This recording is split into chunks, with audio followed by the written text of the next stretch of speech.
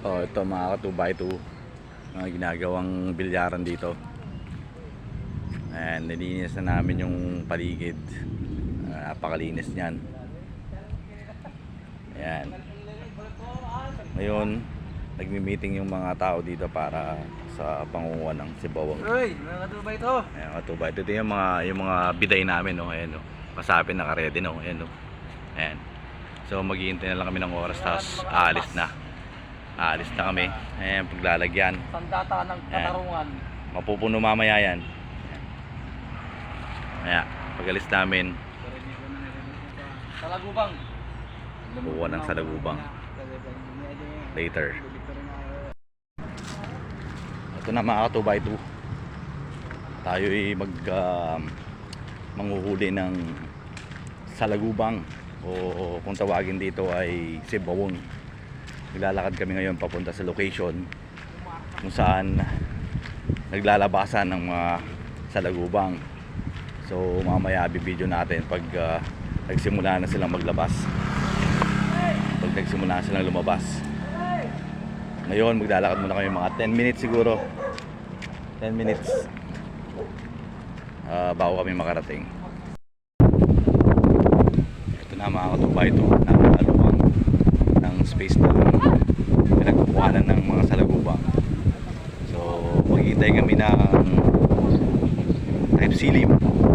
May mga bata pa ron, no? May mga nakapesto na rin dun, nag-aabang. Ayan sila, oh. Kaya lang medyo mahangin mga ka-2x2. Sabihan kasi pag mahangin, konti lang ang lalabas. Hintay muna kami dito, titignan ng sitwasyon.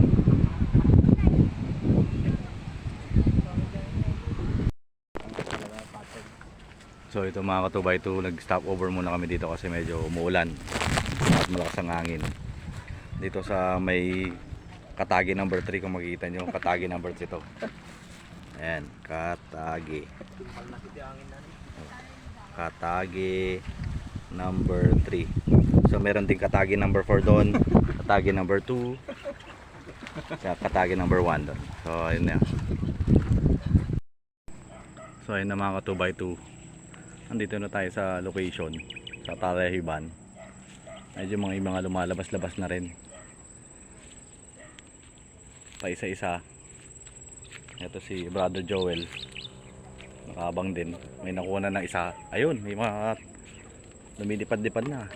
Ayan, oh, ayan, oh. Oh, ayan, oh. Oh, oh, may isa na dito. Ayan, abang-abang lang mga lumalabas-labas. So bago magdidilim na, lalong mas maraming lalabas dyan. So abang-abang tayo ng ganyan.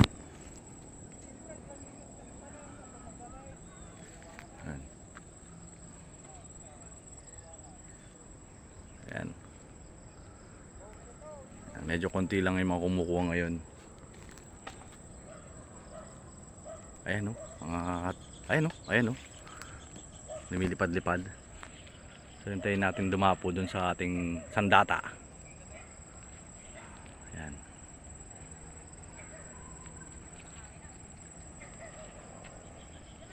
Medyo konti pa yung mga lumalabas, pero ayan, ayun, wala pang dumadapo.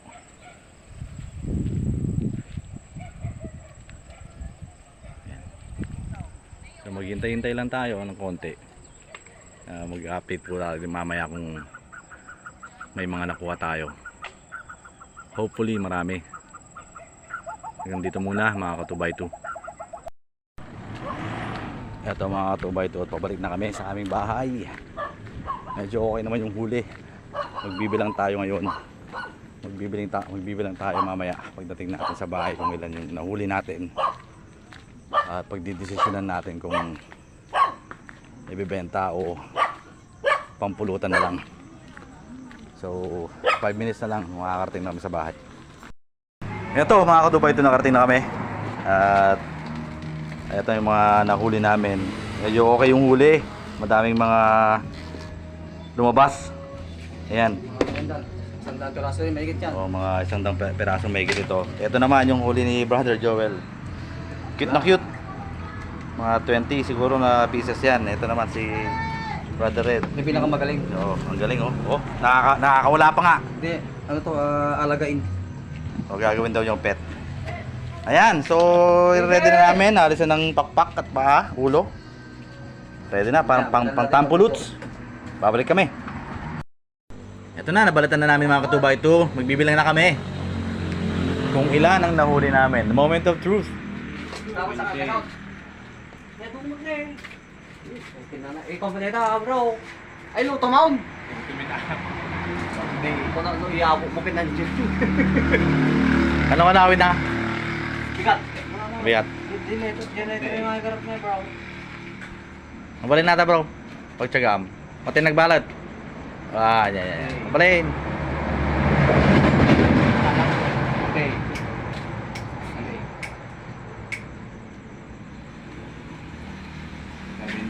Ayan. So marami-rami rin to mga katuba ito. Ayan, napagbalatan natin. Kasta yun na yung saya, kasta na yun. Ito rin bro. Ito yung napagbalatan namin. So ang inalis namin dito ay yung paa at saka yung pakpak lang. I-ready na namin to. 20. Iluluto. And later on, finished product.